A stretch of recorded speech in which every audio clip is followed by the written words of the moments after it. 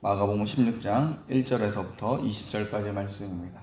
안식일이 지남에 막달라 마리아와 야고보의 어머니 마리아와 또 살로메가 가서 예수께 바르기 위하여 향품을 사다 두었다가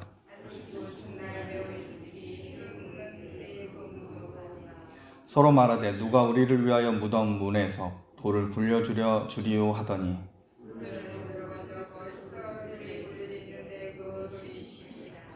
무덤에 들어가서 흰 옷을 입은 한 청년이 우편에 앉은 것을 보고 놀라매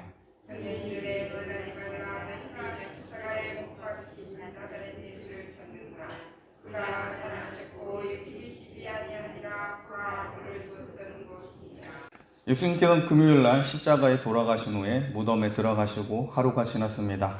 특별히 막달라 마리아와 야고보의 어머니 마리아 그리고 예수님의 제자 중에 야고보와 요한의 어머니 살로메가 예수님의 시신에 향품을 바르기 위해 예수님의 무덤으로 갔습니다.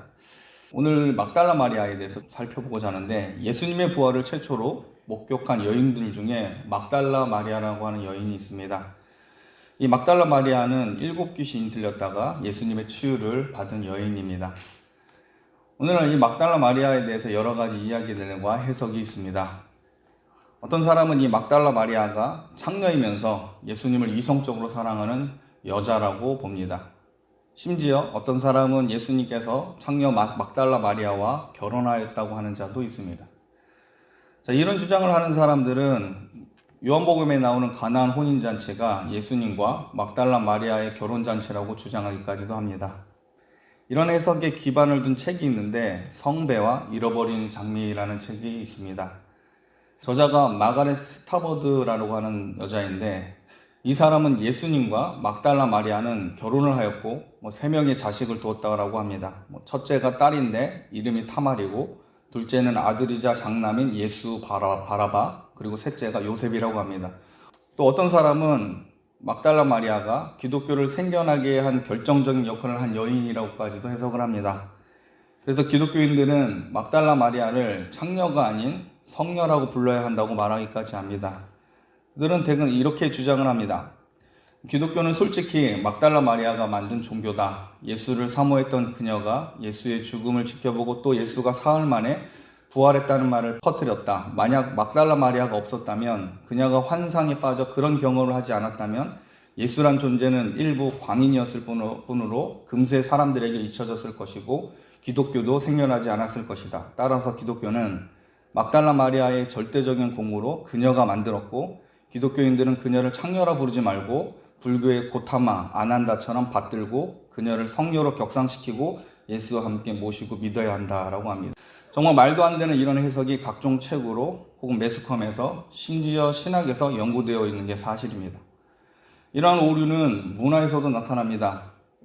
지저스 크라이스트 슈퍼스타 같은 뮤지컬을 보면 하나같이 예수님과 막달라 마리아 간의 이성적인 사랑을 부각하고 여러모로 성경에서 확실하지 않는 것들을 끄집어서 각색을 하기도 합니다. 물론 문화적으로 어떤 각색이 필요한 뮤지컬이라는 장르에서는 이해를 가지만 오해를 살 만한 여지가 있습니다. 저는 제가 다니던 신학대학원에서도 이 뮤지컬을 공연한 후에 여러 말들이 오고 갔었습니다. 정리하면 막달라 마리아에 대해서 여러 오해와 억측이 현대에 들어서 많이 일어나고 있습니다. 예수님의 부활의 첫 목격자이자 여인이었던 이 막달라 마리아가 오늘 현대에 많이 이슈가 됩니다. 또 하나 막달라 마리아에 대한 여러 가지 오해 중에 하나 있는데 누가복음 7장과 마태복음 21장에 나오는 향유옥합을 깨뜨려 예수님의 발을 닦은 그 여인이 막달라 마리아라고 확신하는 것과 연관이 있습니다. 그런데 정작 마태복음 21장이나 누가복음 7장을 보면 막달라 마리아라는 이름은 언급되지 않습니다. 누가복음 7장 36절부터 39절에 보면 이렇게 기록되어 있습니다.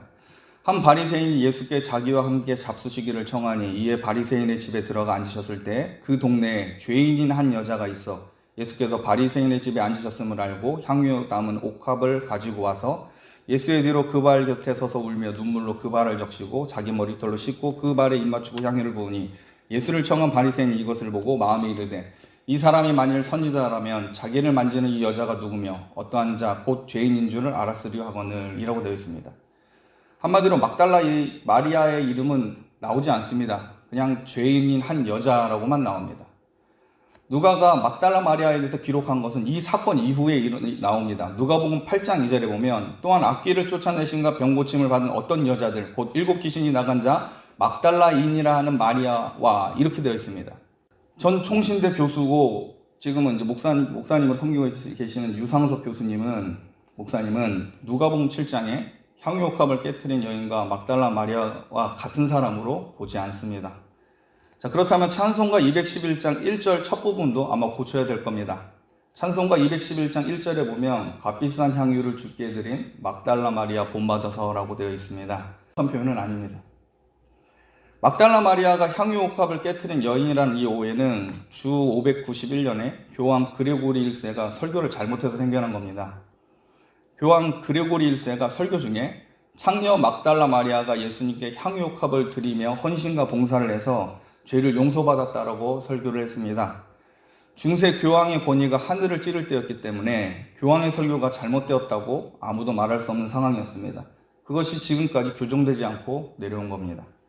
자, 그렇다면 막달라 마리아가 누굴까요? 예수님의 최초의 부활의 목격자이면서 여인이었던 이 막달라 마리아에서 한번 살펴보면 일단 막달라라고 하는 것은 여러분 이건 이름이 아닙니다. 이 막달라 마리아는 정확하게 말하면 막달라 지방에 살고 있는 마리아라는 뜻으로 해석하면 됩니다. 이름이 마리아고 막달라는 도시 이름입니다. 그래서 이 막달라라는 이름은 지명인데 이 막달라가 어디 있냐면 갈릴리 호수 서쪽 연안에 위치하고 있는 도시입니다. 이 막달라는 염색업과 직물업이 굉장히 발달한 도시고 다른 지역들보다 이 지역은 도덕적으로 부패한 곳으로 알려져 있던 곳입니다. 이런 곳에서 출생하고 성장한 마리아가 바로 막달라 마리아입니다. 성경에서 이 여인의 출신지인 막달라라고 얘기하고 갈릴리 사람이었다는 것 외에는 기록되어 있지 않습니다. 그리고 한 가지 단서가 있다면 마가복음 16장 9절에 7 귀신 들렸는데 예수님께서 쫓아내 주셨다는 겁니다. 7 귀신이 들린 것은 타락한 막달라 도시 상황과 무관되지 않는다고 봅니다. 어떤 사람은 막달라 마리아가 막달라 도시에서 창녀 생활을 했다고 하지만 성경에서 막달라 마리아가 창녀라고 하는 기록도 없습니다. 여러분, 7 귀신이 들린 여자가 할 수 있는 일이 무엇일까요? 귀신 7을 가진 여자는 정상적인 삶을 살 수 없습니다. 귀신 들린 여자가 몸 파는 창녀 일을 할 수 있을까요? 아마도 귀신 들려서 미친 여자처럼 더러운 몰골을 하고 아마 갈릴리 지역을 거지처럼 떠돌아다녔던 여인인 것 같습니다. 이렇게 미쳐서 사람 구실도 못하고 갈릴리 주변을 방황하고 떠돌다가 예수님을 만난 겁니다. 그리고 예수님은 이 불쌍한 여인을 고쳐주시고 귀신을 쫓아내주셨습니다. 그 후로 막달라 마리아는 예수님의 은혜를 잊지 못하고 예수님을 쫓아다니며 오직 주님만을 위해 살고 섬기는 여인이 되었다라고 추론하는 게 더 합리적입니다. 누가복음 8장 2절부터 3절에 예수님께서 수종 들린 여인들의 명단이 나오는데 그 중에 가장 먼저 언급된 여인이 막달라 마리아입니다. 누가복음 8장 2절 3절에 이렇게 기록되어 있습니다. 또한 악귀를 쫓아내신가 병고침을 받은 어떤 여자들 곧 7 귀신이 나간 자 막달라인이라 하는 마리아와 헤롯의 청지기 구사야 하는 요한나와 수산나와 다른 여자가 함께하여 자기들의 소유로 그들을 섬기더라 이렇게 되어 있습니다. 예수님을 적극적으로 수종 들고 예수님과 제자들의 먹고 쓰는 모든 것을 막달라 마리아와 여인들이 공급하여 섬기는데 그 중에 가장 먼저 언급되는 여인이 막달라 마리아입니다. 예수님이 고난을 받으시고 십자가에 못 박혔을 때 예수님과 끝까지 동행했던 자들은 연약한 여인들이 있고 그 첫 번째 막달라 마리아가 있었습니다. 자, 막달라 마리아가 예수님의 무덤에 향유를 부어드리려고 준비하여 안식 후 첫날 동이 트기도 전에 새벽에 일찍 무덤을 찾아갔습니다. 여인들은 밤이 지나고 안식일 후 첫날 일찍이 향품을 가지고 집을 나섰는데 여인들이 예수님의 무덤을 찾아간 날은 오늘날 주일입니다. 자, 16장 2절 말씀 우리 한 목소리로 읽겠습니다. 16장 2절 말씀 마가복음 16장 2절입니다. 같이 읽겠습니다. 시작. 안식 후 첫날 매우 일찍이 해 돋을 때 그 무덤으로 가며 본문에서 이 여인들은 매우 일찍이 와서 해 돋을 때 예수님의 시신이 있는 무덤으로 갔다고 합니다. 대략 이 시간은 새벽 3시에서 6시 사이라고 많은 사람들이 주석을 합니다. 예수님께서 십자가에 죽으시고 그 시신을 아리마대 요셉이 거둡니다. 자기 장례를 위해 준비되었던 자기 무덤에 예수님의 시신을 둔 겁니다. 이것을 지켜보는 사람이 있었는데 그 사람이 바로 막달라 마리아와 요새의 어머니였던 겁니다. 마가복음 15장 46, 47 같이 읽겠습니다. 시작. 요셉이 세마포를 사서 예수를 내려다가 그곳으로 싸서 바위 속에 판 무덤에 넣어두고 돌을 굴려 무덤 문에 놓음에 막달라 마리아와 요새의 어머니 마리아가 예수 둔 것을 보더라. 새벽 미명에 예수님의 무덤가에 가는 중에 이 여인들이 갑자기 멈춰서 생각을 하게 됩니다. 가만히 생각해 보니까 예수님의 무덤에 큰 돌이 막혀 있다는 사실을 이제 기억한 겁니다. 예수님의 시신의 향품을 발라야 되는데 급한 마음에 아무 계획 없이 나온 겁니다. 자, 16장 3절 4절 말씀 우리 한 목소리로 읽겠습니다. 3절 4절 같이 읽겠습니다. 시작. 서로 말하되 누가 우리를 위하여 무덤문에서 돌을 굴려주리오 하더니 눈을 들어본즉 벌써 돌이 굴려져 있는데 그 돌이 심히 크더라. 당시에 무덤 입구를 막는 데 사용된 돌은 대부분 네모난 모양의 돌로 되어 있었습니다. 그러나 소수의 부자들은 둥근 모양의 돌을 사용했다라고 합니다. 자, 우리가 예상할 수 있는 것은 아리마대 요셉의 위치와 영향력을 봤을 때 예수님께서 안치된 무덤의 돌은 둥근 모양일 가능성이 큽니다. 그렇다고 하더라도 그 돌을 대개 정장 한두 사람의 힘으로는 옮길 수가 없을 만큼 무게가 있습니다. 아마 그래서 여인들이 그걸 생각을 하고 걱정을 한 겁니다. 그런데 여러분, 복음서 전체를 보면은 이 여인들이 무덤가의 돌만 걱정해서는 안 됩니다. 왜냐하면 이 여인들은 아직 막달라 마리아가 목격하지 못한 게 하나가 있는데 바로 예수님의 무덤가에 누가 있었습니까? 로마 사람들이 있었습니다. 로마 군인들이 지키고 있었다는 사실을 이 여인들은 몰랐습니다. 막달라 마리아와 요셉의 어머니가 아리마대 요셉의 무덤에 예수님이 들어가는 것만 목격을 했지 그 이후에 펼쳐질 일들에 대해서는 몰랐던 겁니다. 자, 이런 정황에 대해서 마태복음 27장 59절에서 66절에 자세하게 기록되어 있습니다. 마태복음 27장 59절에서부터 66절까지 보면 이렇게 되어 있는데 요셉이 시체를 가져다가 깨끗한 세마포로 싸서 바위 속에 판 자기 새 무덤에 넣어두고 큰 돌을 굴려 무덤 문에 놓고 가니 거기 막달라 마리아와 다른 마리아가 무덤을 향하여 앉았더라. 즉 목격한 거죠. 그리고 그 이튿날 준비날 다음 날이라 대제사장들과 바리새인들이 함께 빌라도에게 모여 이르되 주여 저 속이던 자가 살아있을 때 말하되 내가 사후에 다시 살아나리 한 것을 우리가 기억하노니 그러므로 명령하여 그 무덤을 사흘까지 굳게 지키게 하소서. 그의 제자들이 와서 시체를 도둑질하여 가고 백성에게 말하되 그가 죽은 자 가운데 살아났다 하면 후에 속임이 전보다 더 클까 하나이다 하니 빌라도가 이르되 너희에게 경비병이 있으니 가서 힘대로 굳게 지키라 하거늘 그들이 경비병과 함께 가서 돌을 임봉하고 무덤을 굳게 지키니라. 막달라 마리아는 아리마대 요셉이 예수님의 시체를 새 무덤에 넣는 것까지만 보고 돌아갔습니다. 그런데 그 이후에 대제사장과 바리새인들이 빌라도에게 요청해서 예수님의 무덤을 로마 군인이 지키게 하고 봉인까지 하게 만들었습니다. 그러므로 이 여인들은 로마 군인이 무덤을 지키고 있다는 사실을 전혀 모르고 돌만 생각하고 간 겁니다. 만약 이 로마 사람들이 지키고 있다는 것을 알았다면 예수님의 무덤을 향해 함부로 갈 수가 없었을 겁니다. 그런데 놀라운 것은 이 여인들은 무덤에 도착했을 때 무덤의 돌이 벌써 굴려져 있었습니다. 우리 16장 4절 말씀 우리 같이 읽겠습니다. 16장 4절입니다. 같이 읽겠습니다. 시작. 눈을 들어본즉 벌써 돌이 굴려져 있는데 그 돌이 심히 크더라. 여인들은 큰 돌 때문에 예수님의 시신에 향품을 바르지 못할까 걱정했는데 놀랍게도 큰 돌문이 굴려져 있었습니다. 여러분, 하나님의 섭리와 그 지혜가 얼마나 탁월한지 우리는 본문의 정황을 통해 보게 됩니다. 하나님께서는 막달라 마리아로 무덤의 위치만 보게 하신 겁니다. 이건 하나님의 철저한 계획입니다. 로마 군인이 지키고 임봉까지 되어 있다는 사실을 이 여인들이 알았다면 이 여인들은 오지 못하였을 것이고 예수님의 부활의 최초 목격자도 되지 못했을 겁니다. 또한 하나님께서는 이 여인들로 예수님께 나아갈 수 있도록 돌문뿐만 아니라 이 여인들이 상상도 못했던 로마 군인들을 천사와 지진을 통해 제거해 주셨습니다. 하나님께서는 자신의 뜻을 이루시기 위해 성도가 알아차리지도 못한 위험천만한 상황도 해결해 주신 분이심을 믿으시길 바랍니다.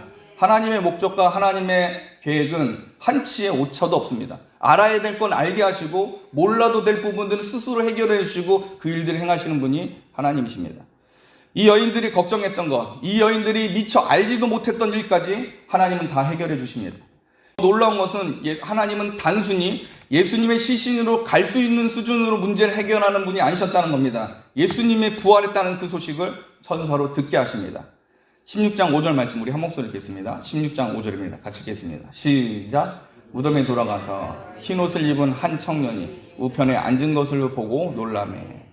여러분, 이 여인들은 전혀 기대하지도 않는 일들이 벌어지고 있습니다. 하나님께서 보이는 문제와 알지도 못한 문제도 해결해 주실 뿐만 아니라 예수님의 시신에 향유를 바르려고 했던 이것조차도 하지 못하도록 예수님은 그 여인들로 부활을 목격하게 하십니다. 예수님의 죽으심을 목격하였고 예수님의 무덤에 드러난 것까지 지켜보았던 이 여인들에게 하나님은 예수님의 부활을 목격하도록 섭리하고 계신 겁니다. 하나님은 예수님과 끝까지 함께 가고 따르기 원하였던 이 여인들에게 이 세상이 가장 기다리고 원하며 기쁨의 부활 소식을 천사를 통해 듣게 하십니다. 마가복음 16장 5절에 기록된 청년이 천사입니다. 이 천사는 여인들을 향하여 놀라지 말라고 하면서 십자가에 못 박힌 나사렛 예수가 살아나셔서 여기 없다라고 말하고 있습니다. 말씀을 마치겠습니다. 설교 초반에 다루었지만 현대에 들어 막달라 마리아에 대한 오해가 많이 일어나고 있습니다. 성경에서 밝히지 않은 것을 유추하고 잘못 적용하면 주체할 수 없는 오해로 이어질 가능성이 큽니다. 그래서 우리는 성경에서 멈추라고 한 곳에서 멈춰야 합니다. 우리의 상상력을 가미하고 더 나아가는 것을 경계해야 되는 것을 오늘날 많이 깨달아야 됩니다. 또 예수님께 큰 은혜를 받은 이 막달라 마리아는 그 은혜를 잊지 못하고 예수님의 무덤까지 따라가 섬겼다는 것을 우리는 보게 됩니다. 은혜의 가치를 알고 은혜에 감사할 줄 아는 사람은 하나님께서 주목하십니다. 부활의 첫 목격자는 그 은혜에 대해서 끝까지 사모했던 그 여인이었다는 것을 우리는 기억해야 됩니다. 세상에서 가장 귀한 부활의 소식과 예수님의 부활의 목격자는 은혜를 아는 사람입니다. 하나님과 함께 동행하기를 소원하며 그 은혜의 가치를 아는 사람에게 하나님은 귀한 일들을 행하십니다. 여러분, 예수님의 부활을 목격한 최초의 사람들이 여자라는 사실을 기억해야 됩니다. 또한 이 여인들은 무덤 앞에 돌에 대해서 염려하였지만 그러나 하나님께서는 이 여인들이 예상하지 못하였던 로마 군인들 지진과 천사를 통해 해결해 주셨습니다. 그리고 이 여인들은 상상도 못하고 기대하지도 않았던 예수님의 부활 소식을 천사로부터 듣게 됩니다. 부활은 예수님께서 우리의 죄를 사하셨다는 증거일 뿐만 아니라 예수님께서 이제까지 말씀하신 가르침들이 다 사실이었다는 그 일을 확증하는 하나의 사건입니다. 부활의 소식을 들은 여인들은 열심을 다해 예수님을 사랑하는 자들입니다. 간절히 하나님을 사랑하며 그분께 나아가기를 결심한 자들에게 하나님은 만남의 자리를 준비하시고 기쁨의 소식을 들려주십니다. 그러므로 은혜를 받은 성도로서 하나님을 기뻐하며 부활하시고 재림하실 우리 주님을 사모함으로 얻어지는 놀라운 혜택을 누리시길 주님의 이름으로 축복합니다. 기도하겠습니다.